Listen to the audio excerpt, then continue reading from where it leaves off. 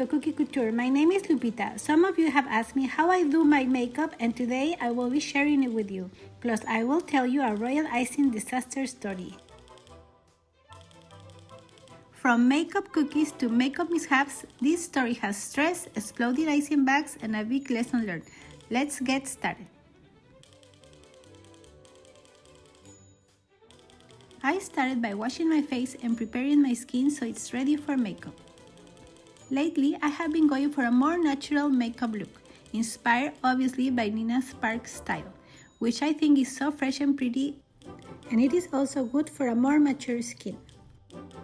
Starting with a good base is everything. Concealer and foundation are really the foundation of your whole makeup. They even out skin, create balance, and make everything else apply very smoothly.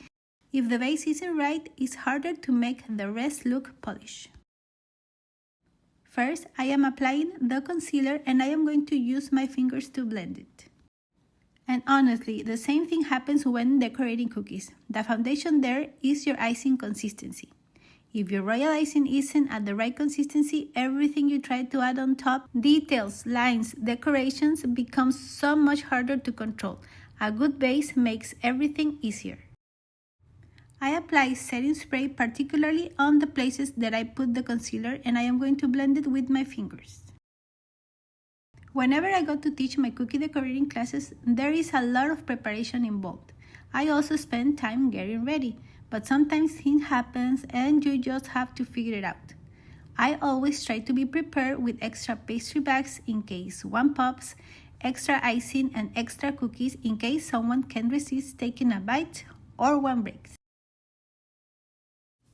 I really like this foundation because it's very light and covers very nicely. To create a lifting effect with bronzer and blush, placement is everything. I like to apply bronzer slightly higher on the cheekbones and blend it upward towards the temples instead of dragging it down. This adds warmth while softly lifting the face. For blush, I focus on the upper outer part of the cheeks, placing it higher than the apples and blending it back toward the hairline. If you have been decorating cookies, you know that starting with a fresh batch of icing is ideal. Sometimes icing can separate, which isn't a big deal at home because you can just mix it again and adjust the consistency by adding more sugar or water. I have studied and tested how to keep the icing in great condition since I usually have to prepare it a day before the class. But this time I was not prepared. I thought I had enough meringue powder, and right before making the icing around 7 p.m., I realized there wasn't enough. I love these cream eyeshadows. And coming back to my story, obviously I freak out. I immediately tried to order it from Amazon with overnight delivery, but the brand I like wouldn't arrive for 2 more days. I went to other stores that carry meringue powder, and the only one available was a brand that I had never used before. So I had no choice and I made the icing with it, and it looked fine at first. So I tinted the icing, prepared about 50 pastry bags in 4 different colors, packed everything I needed for the class, and went to bed. The class was at 10 a.m. the next day. I did my makeup, got ready, and went to the class location. The place was very nice. I started setting up the student stations, and that's when I noticed the icing had separated. Not the normal separation that happens overnight. It was more like the usual overnight separation. And on this step, I am going to use a brush. My daughter taught me that like I have a little bit of hooded eyes, I need to push my eyeshadows above my eyebrow bone. I tried massaging the bags and even took some icing out to mix it again with the spatula, but there wasn't enough time to fix them all. I had to start the class anyway. My students were very smart and had lots of questions about the icing, so I had to be honest and explain the reason why I had to use a different brand of meringue powder. They didn't just learn how to decorate cookies, they also learned what to do when this kind of separation happens. After a rocky start, the class continued smoothly and the cookies turned out great, but the icing was nowhere near dry when the class finished. With my usual icing, it normally starts setting within a few minutes. In my late 40s, I started having trouble finding the right eyeliner and mascara. So many made my eyes burn and water like crazy. So I had to look for waterproof mascara and start to getting used to them. So I had to really pay attention to formulas that are gentle and work for sensitive, more mature eyes. If you know a good mascara and eyeliner for sensitive eyes, please share it in the comments. I would love your recommendations. For my eyebrows, I like a natural look, so I just use an old mascara to darken them a little bit. As I've gotten older, I also noticed that the mascaras I used to love just don't do the same thing for my lashes anymore. They don't give me the length or fullness they used to, and sometimes my lashes feel thinner and more delicate. There's actually research showing that hormonal changes as we age, especially around perimenopause and menopause, can affect hair growth, including our lashes. Fluctuations in estrogen and other hormones can shorten the lash growth cycle and make lashes finer and more prone to shedding, which is why some mascaras don't perform the same way they did years ago. So this is why now I like to use a primer on my lashes. And I let it dry before adding the mascara. So now I am going to do my lips.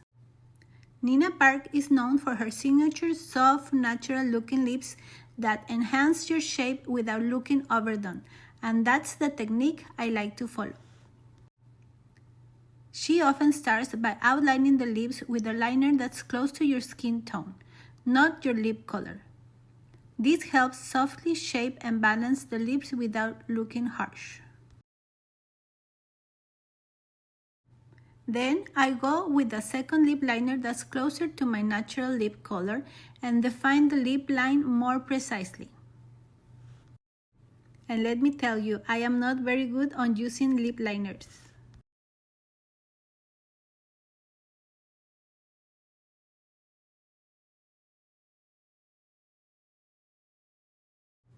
After that, you can blend slightly inward and add your lipstick or gloss.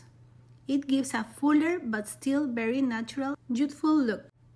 And I love my mini lipstick. It was a gift with purchase. So after the class, when I got home, I immediately checked the expiration date of the meringue powder. And it was very close to expiration date. That's when I learned the hard way. Expired meringue powder can ruin your royal icing. This happened because meringue powder is what gives royal icing its structure. It has dried egg whites that help the icing whip up properly and hold everything together. When it's expired or too old, those proteins just don't work the same way. The icing can stay stable, it separates into liquid and thicker parts, gets super runny, and takes much longer to dry. Sometimes it doesn't set like it should be at all. And something happens similar to the mascaras, so always check the expiration date. Tips for cookie decorating classes. Number 1. Make an inventory of your ingredients 2 weeks before your event. I have noticed that lately, even with Prime, there aren't many fast delivery options for the meringue powder I like. Order ahead of time. Always check the expiration date and try to buy a fresh batch. Number 2. Don't use a brand you're not familiar with. I have tried many brands and they all are different.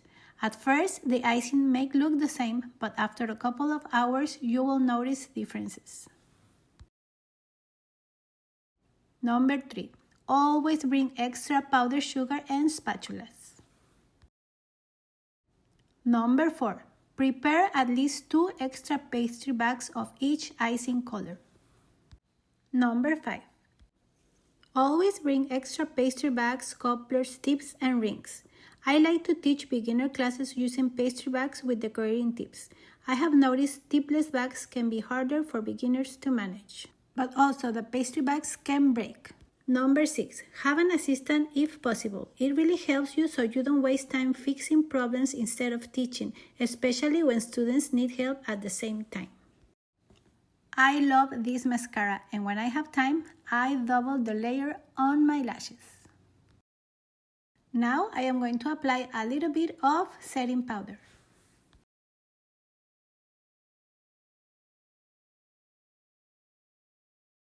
Now I am going to add a little bit of highlighting under my brow. And this is it. Now the only thing that I need to do is to fluff my curls. And that's how a makeup day turned into an icing disaster story. But honestly, whether it's makeup or cookies, the lesson is the same. Check your products, know what works for you, and always have a backup plan. Thank you very much for getting ready with me today and listening to my little kitchen drama. If you enjoyed this mix of beauty and baking stories, don't forget to like, subscribe, and tell me in the comments, have you ever had a beauty fail or baking fail at the worst possible time? And if you want to know how to make cute makeup cookies, please click the link above. Box below. Thank you very much for watching and see you next time. Bye bye.